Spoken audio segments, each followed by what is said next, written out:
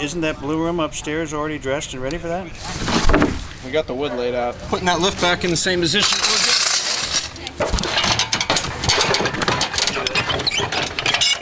Rolling. Rolling. Move over, Tinseltown. New Orleans is on stage. In the Big Easy, lights, camera, and action are becoming as common as red beans and rice. This is the start of something big. Recently, the red carpet rolled out at a local theater. Can I help someone over here? It's gonna be down the hall to your left, screen number 14. For the screening of Ray. Now join your movie. All right, Miss Antoine. I'll see you in a couple of weeks.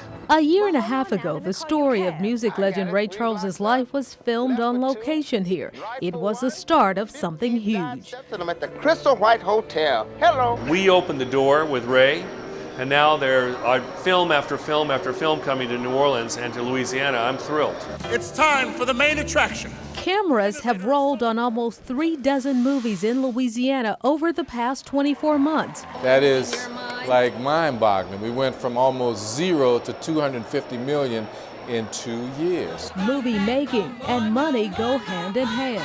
$10 billion with a B, $10 billion a year goes out of this country for film production, most of it to Canada. Because of innovative thinking, Louisiana is beginning to lure business away from Vancouver. Filmmakers get lucrative tax credits for production expenses. For acclaimed director Taylor Hackford, who struggled for 13 years to make Ray, money talked. The money was extremely tight, and I had one man who would finance the movie, and he was very generous up to a point. He said, I will go to here and no more. And yes, we spent $35 million in this state. We got 3.7 back. And now more of Hollywood is moving south. Action! The Walt Disney film Mr. 3000, starring Bernie Mac, was shot in part at Zephyr Field. I like to go places where nobody else want to go. Sorry, Bernie, that statement no longer applies. Movie makers are lining up to say roll it in New Orleans and other parts of the state. Mark it. The only mark. In the basement of an old CBD bank, a pilot called Thief was taking shape in August. If it turns into a series, actors Andre Brower and Malik Yoba will get to make New Orleans a second home. I've shot a lot outside of the country, particularly in Canada, and it's good that jobs are remaining in the States, and I think this is a fine city to play in for a while. The producer says the city's charm aside, it's the payoff that brought Thief to New Orleans.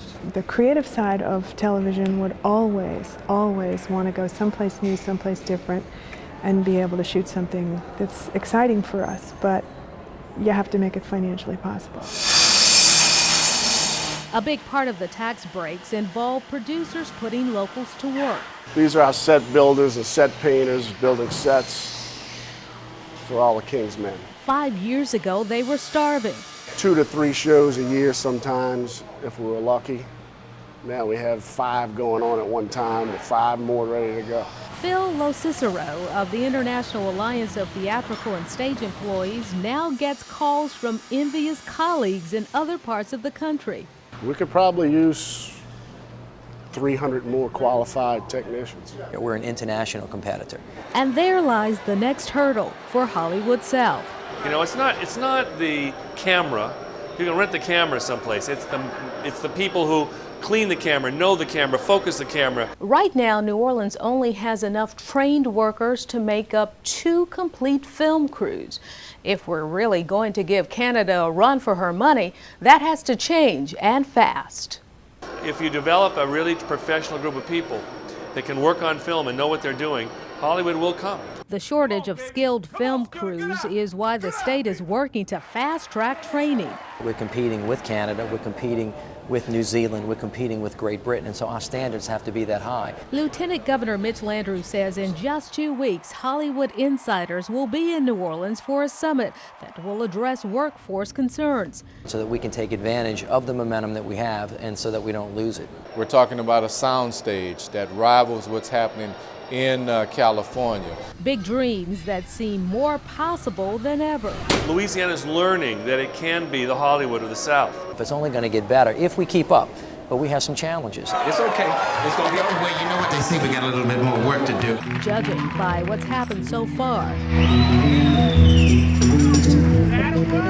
the the odds appear to be in the state's favor.